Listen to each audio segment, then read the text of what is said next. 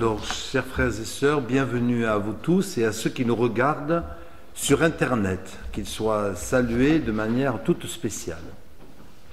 Et donc, en ce deuxième dimanche de Pâques, nous prendrons simplement l'évangile qui était prévu pour aujourd'hui, Jean 20, 19 à 31.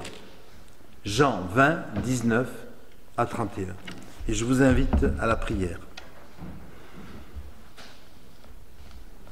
Seigneur, nous chantons la joie de la résurrection. Permets qu'elle soit plus concrète dans nos vies, malgré les soucis, les doutes que nous pouvons avoir, les contrariétés, les chagrins, mais aussi avec les promesses que tu nous donnes et les exaucements.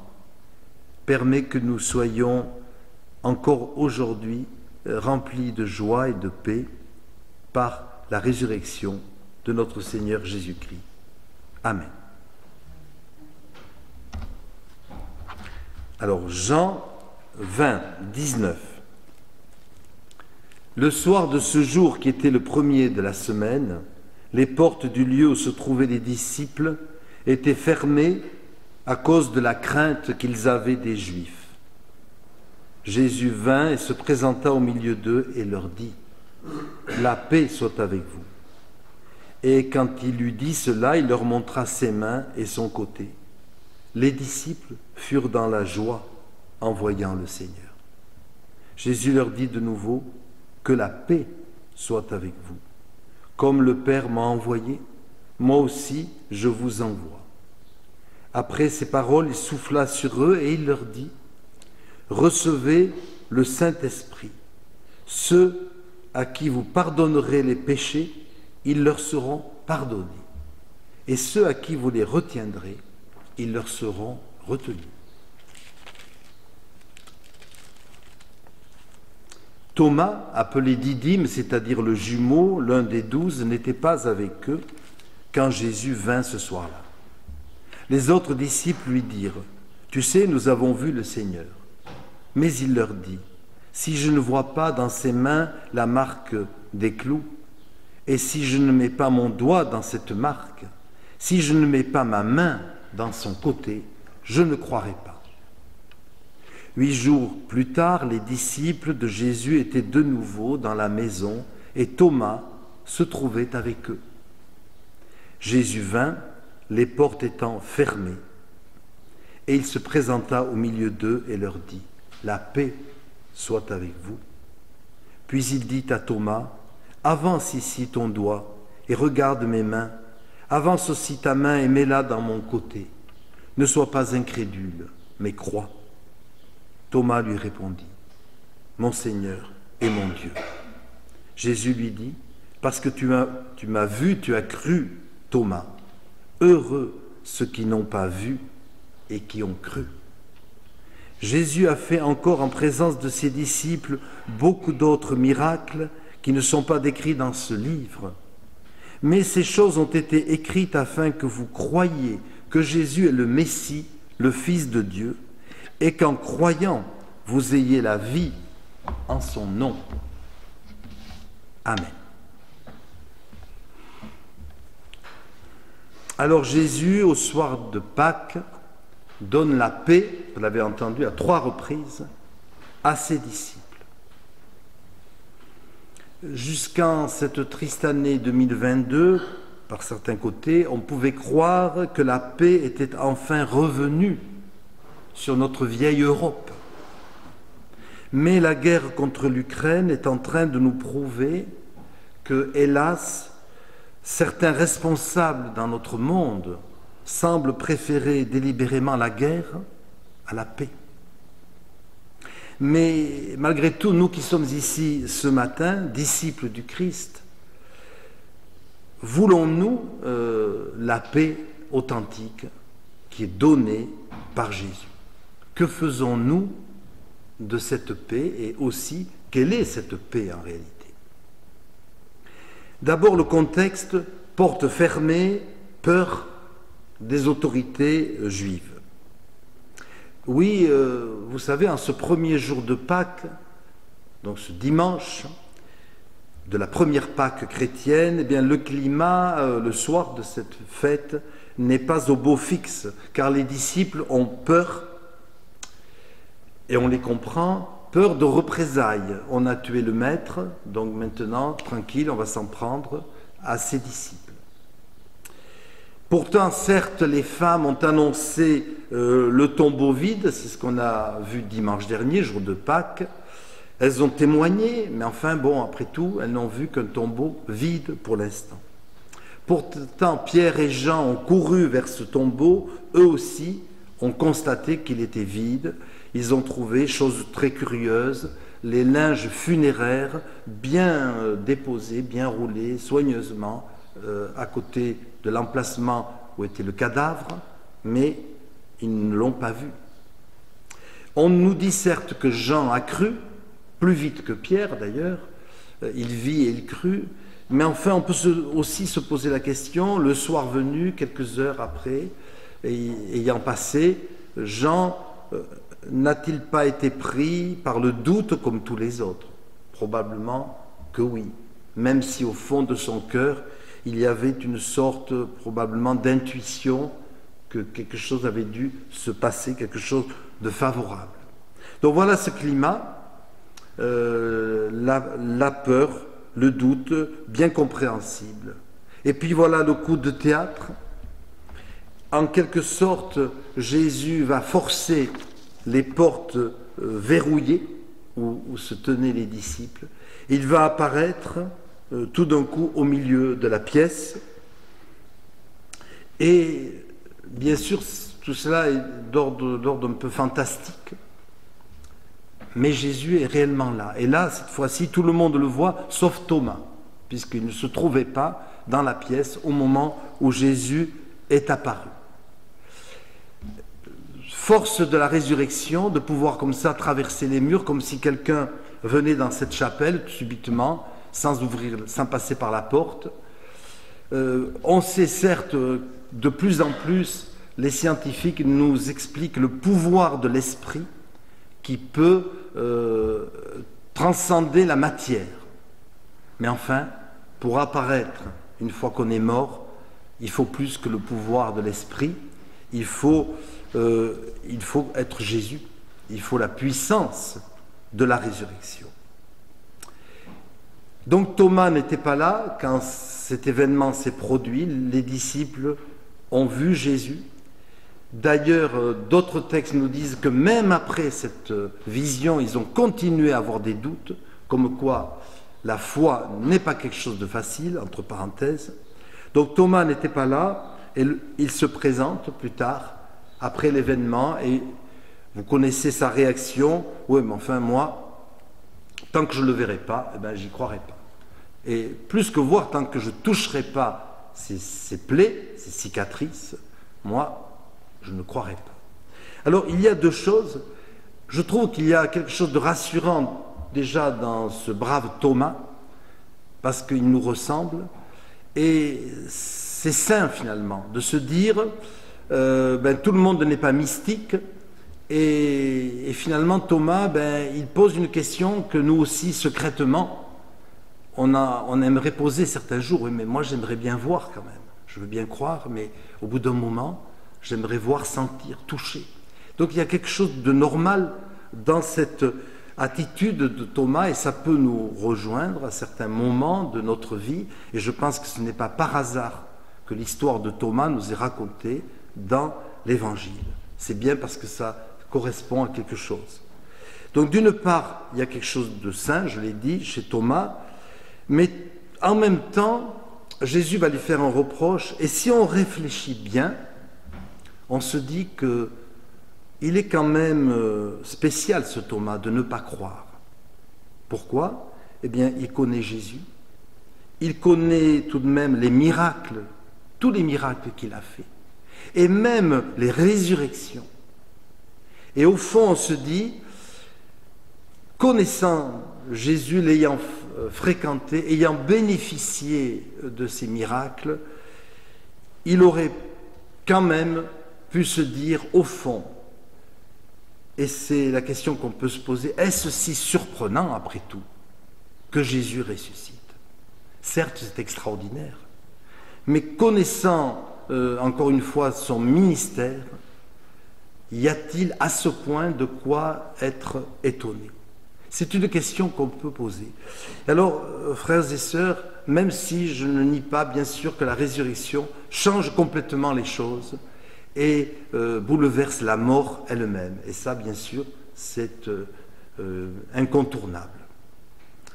La question peut-être se pose à nous, frères et sœurs, nous qui connaissons Jésus, qui l'avons vu agir dans nos vies, parce que même si nous avons eu des épreuves tous, des douleurs, des prières apparemment non exaucées, nous avons vécu aussi, il faut bien le dire, des prières vraiment exaucées, des grâces, des faveurs. Comme dit le cantique, compte les bienfaits de Dieu et tu verras combien le nombre en est grand. Alors, c'est bien sympathique de ressembler à Thomas, mais en même temps, ça ne doit pas être une excuse pour nous qui sommes là, pour un manque de foi. Et Jésus va clairement reprocher à Thomas son manque de foi, parce que tu m'as vu, tu as cru. Heureux ceux qui croient sans avoir vu. Et ça, c'est important pour nous ce matin. Heureux ceux qui croient sans avoir vu. Pourquoi cette nouvelle béatitude? Eh bien, parce que plus nous croyons, plus aussi nous verrons des choses s'accomplir. Évidemment, si nous fermons notre cœur, eh bien, nous verrons de moins en moins de choses se produire. Mais si nous l'ouvrons à la grâce de Jésus, eh bien, nous verrons des choses s'accomplir. Et c'est ce que dit Jésus au début de cet évangile de Jean à ce jeune disciple Nathanaël, qui était tout étonné que Jésus ait deviné sa présence. Vous voyez, Jésus, bon, je veux être bref, Jésus a deviné qu'il y avait Nathanaël qui était là sous un figuier, sans le voir. Il savait déjà qu'il était là. Et Nathanaël était très étonné. Et Jésus lui dit, eh bien, tu crois parce que je t'ai dit quelque chose qui prouve que j'ai deviné, mais tu verras des choses encore plus grandes. Parce que je t'ai dit ça, tu le crois, mais tu verras, Nathanaël, des choses plus grandes. Et c'est la dynamique de la foi dans laquelle nous sommes entraînés ce matin. Heureux ceux qui croient sans avoir vu. Donc, puissions-nous être, non, je dirais, comme Thomas, mais plus comme Jean, qui croit, même s'il voit le tombeau vide. Alors, une autre béatitude, donc cette nouvelle béatitude que Jésus rajoute, heureux ceux qui croient sans avoir vu, et une autre béatitude, plus ancienne, quand il dit sur le sermon sur la montagne, heureux ceux qui procurent la paix autour d'eux. Et ce sera mon second point.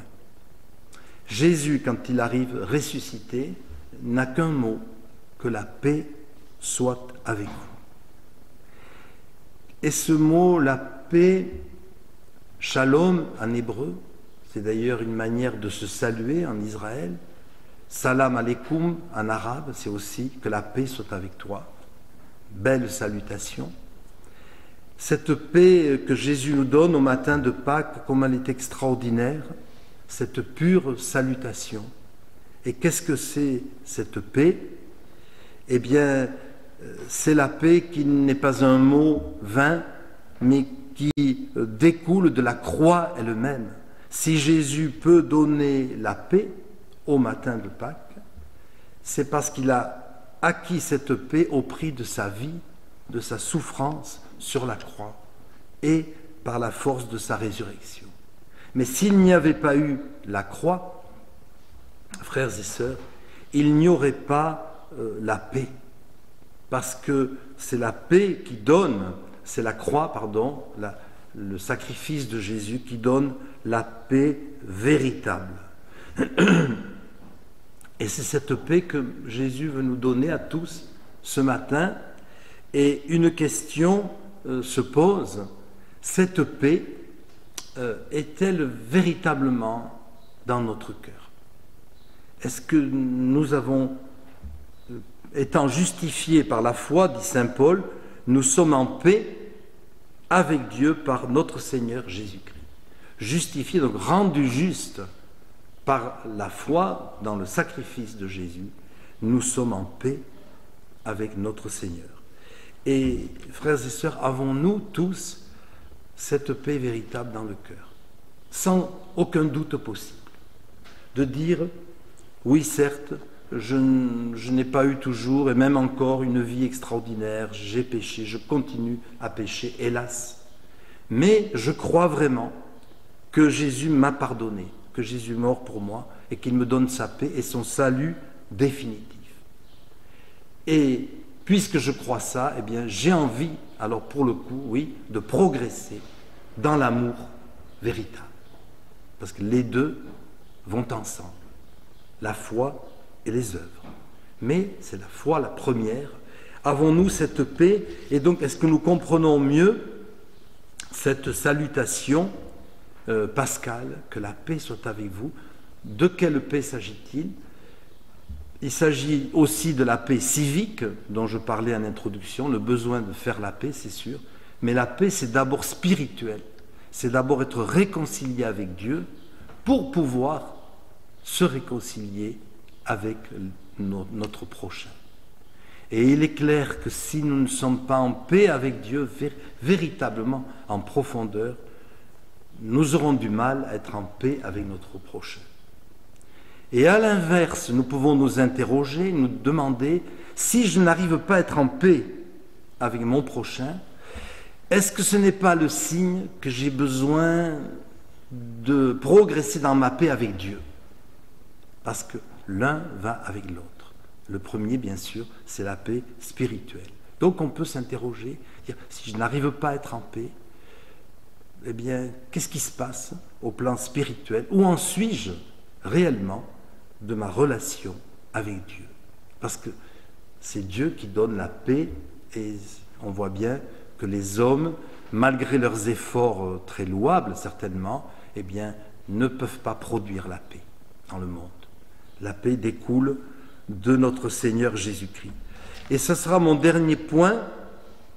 Jésus donne une responsabilité étonnante aux disciples le soir de Pâques. Ceux à qui vous pardonnerez, que ma paix soit avec vous, donc on a compris de quoi il s'agit. Ceux à qui vous pardonnerez les péchés, ils leur seront pardonnés. Mais ceux à qui vous les retiendrez, ils leur seront retenus. C'est terrible de se dire que nous pouvons être en quelque sorte comme responsables du fait que des personnes ne sont pas délivrées de leurs péchés et n'ont pas vraiment cette paix dans le cœur. Alors, je serai très bref pour terminer, ça nous pousse à l'évangélisation, frères et sœurs. Parce que cette parole, à mon avis, n'est pas réservée que aux disciples, ceux à qui vous retiendrez les péchés, etc.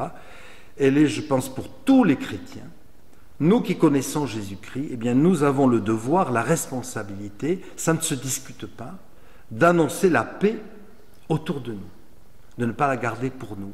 Parce qu'il y a tant de gens autour de nous qui ne sont pas en paix en réalité et qui ont besoin de cette paix surnaturelle. C'est à nous à la transmettre. C'est ça, délivrer des péchés ou les retenir. Donc nous avons cette grande responsabilité d'annoncer l'évangile. Alors comme nous pouvons, on n'est pas tous des évangélistes à la Billy Graham, ou je ne sais pas, d'autres exemples, mais tous, je dis bien, nous avons une certaine, au nom de Pâques, de la victoire de Pâques, nous avons une responsabilité dans l'évangélisation, d'une manière ou d'une autre, que ce soit par nos gestes, c'est peut-être le plus important, c'est la base, mais aussi par nos paroles, quand c'est le moment. Et il n'est pas question de parler, de prononcer le nom de Jésus n'importe quand, n'importe comment, parce que ça ne sert à rien. Mais il faut demander à l'Esprit Saint de nous guider et de nous montrer le moment qu'il a choisi, lui, pour que nous soyons vecteurs de paix autour de nous.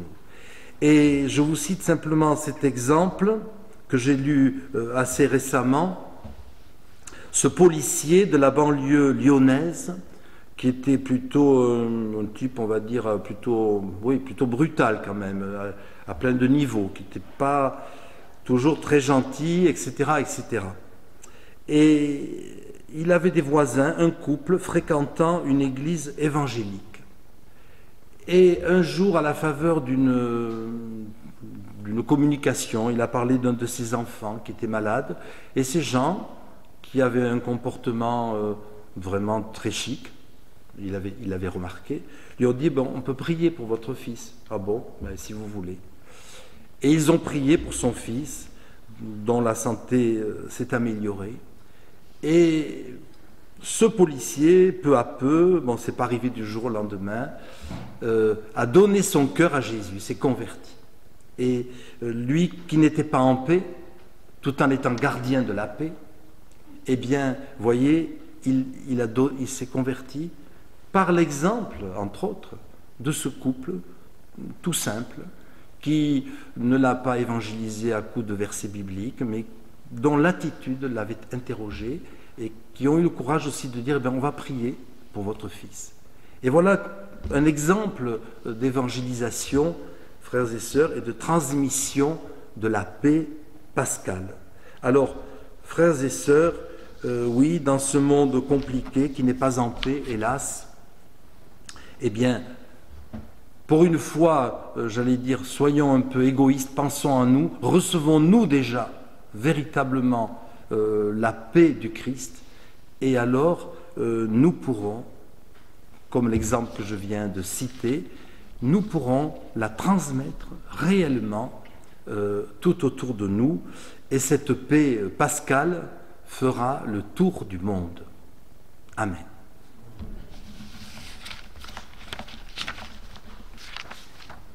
Nous pourrons nous mettre debout et pendant que nous chanterons, il y aura le temps de l'offrande pour la vie de l'Église et on peut chanter le 34-13.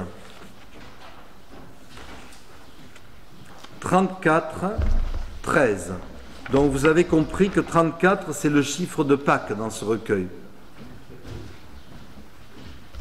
Donc 34 et dessous 13. Le Sauveur est ressuscité.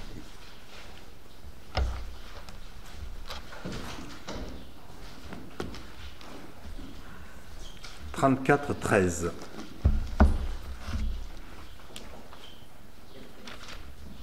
Ça y est.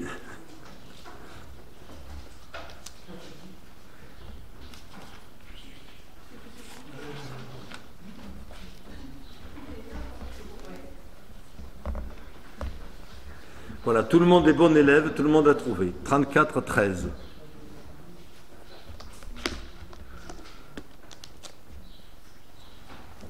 Le Sauveur est ressuscité. Alléluia, la mort succombe. Alléluia, Alléluia. Plein de gloire et de majesté, Jésus triomphe de la tombe. Alléluia, Alléluia, Alléluia. Mort, où donc est ton aiguillon? Ô mort, où donc est ta victoire? Alléluia, Alléluia. Le temps va dans son tourbillon, non vers la mort mais vers la gloire. Alléluia, Alléluia, Alléluia. La mort est vaincue à jamais, Jésus a délivré le monde. Alléluia, Alléluia. Il vient pour nous donner la paix et désormais l'espoir abonde. Alléluia, Alléluia, Alléluia. Gloire à toi qui nous rend vainqueurs, qu'à ton nom tout genou fléchisse. Alléluia, Alléluia. Et que la terre en ton honneur pour t'adorer au ciel s'unissent. Alléluia, Alléluia, Alléluia. Amen. Vous pouvez vous asseoir. Et nous pourrons nous lever pour recevoir l'exhortation et la bénédiction. Alors j'espère que dimanche, c'est même sûr, je pense qu'il fera assez beau pour qu'on aille enfin au temple et que l'on quitte cette chapelle parce qu'il fera bon ailleurs. Voilà, on verra bien, c'est pas très important. Vous êtes ressuscités avec le Christ. Attachez-vous aux choses qui sont en haut et non à celles qui sont sur la terre. Attachez-vous aux valeurs du ciel et non à celles de la terre. Que le Dieu de paix qui a ramené d'entre les morts notre Seigneur Jésus-Christ vous rende capable de toute bonne œuvre pour l'accomplissement de sa volonté, réalisant en vous ce qui lui est agréable par Jésus-Christ, auquel soit la gloire dans l'unité du Saint-Esprit au siècle des siècles. Amen.